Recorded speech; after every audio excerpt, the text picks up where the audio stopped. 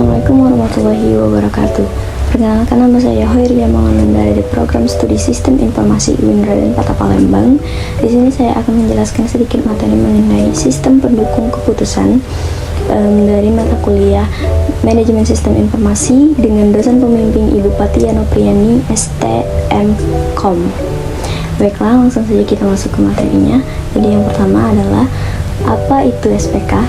Jadi SPK adalah suatu sistem informasi berbasis komputer yang mengkombinasikan model dan data untuk menyediakan dukungan kepada pengambil keputusan dalam memecahkan masalah semi struktur atau masalah ketergantungan yang melibatkan user secara mendalam.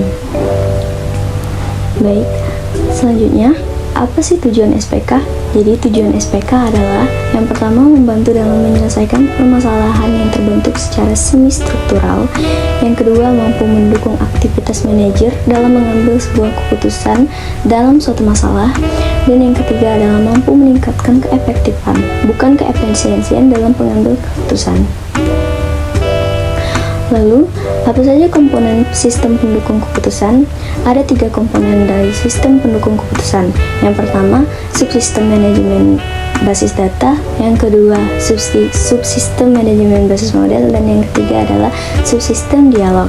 Nah, subsistem manajemen basis data ini merupakan komponen SPK penyedia data bagi sistem. Sedangkan subsistem manajemen basis model merupakan peniruan dari alam nyata. Jadi model itu adalah peniruan dari alam nyata. Model ini dikelola oleh model base. Nah, yang terakhir ada subsistem dialog. Melalui subsistem dialog ini, sistem diakulturasikan dan diimplementasikan sehingga pemakaian dapat berkomunikasi dengan sistem yang dirancang. Selanjutnya, karakteristik SPK. Jadi apa saja sih karakteristik SPK itu?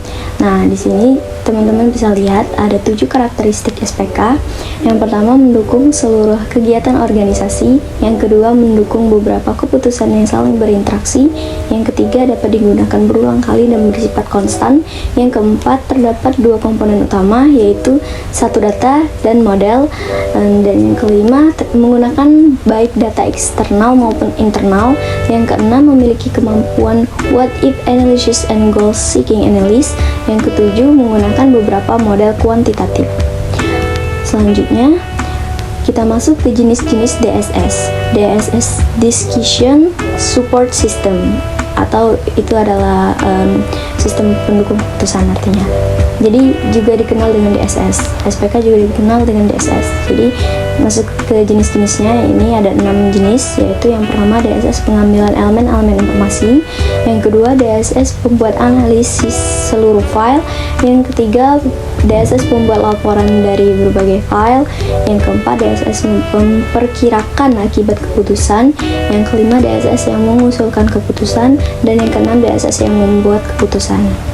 Next, kita masuk ke tahapan pengambilan keputusan.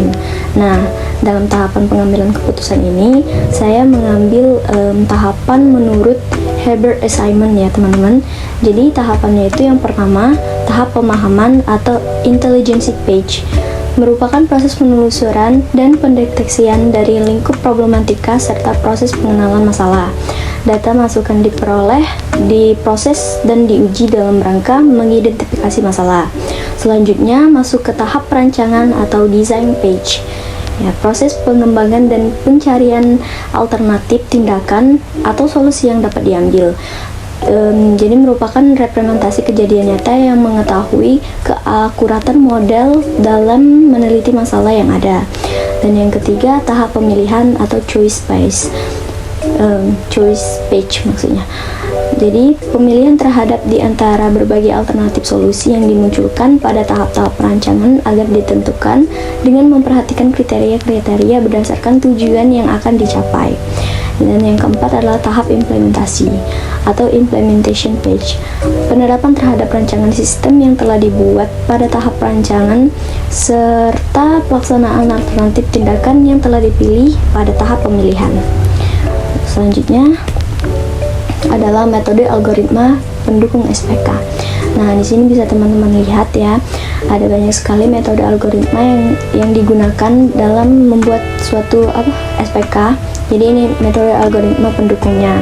Ya, ini ada data mining, ada AHP analytic hierarchy process, ada ANP analytic network process, ada SQL ya, ada SAW juga simple additive weighting, ada TOPSIS, terus ada juga WP weighting product, ada profile matching and IRR internal rate of return. Nah, untuk metode algoritma pendukung SPK ini bisa teman-teman cari sendiri di internet ya. Tapi saya memiliki salah satu contoh dari metode pendukung algoritma yang ada di sini, yaitu metode analytic hierarchy process. Nah, teman-teman, ini adalah contoh SPK yang menggunakan metode analitik hierarki proses. Jadi ini saya ambil dari artikel ya di internet.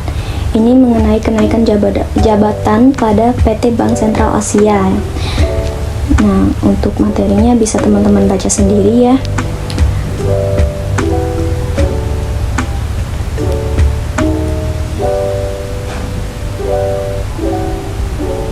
Nah, jadi ini metode penelitian saya, metode penelitian yang mereka gunakan maksudnya. Nah, ini untuk metode pendukung SPK-nya, jadi analitik hierarki prosesnya.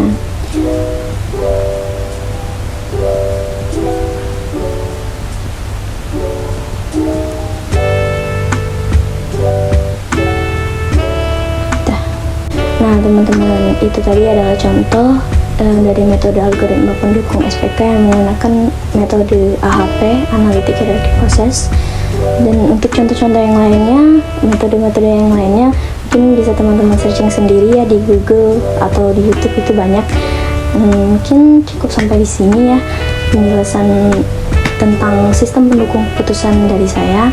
Terima kasih atas perhatiannya. Saya mohon maaf apabila ada salah kata. Saya akhiri. Wassalamualaikum warahmatullahi wabarakatuh.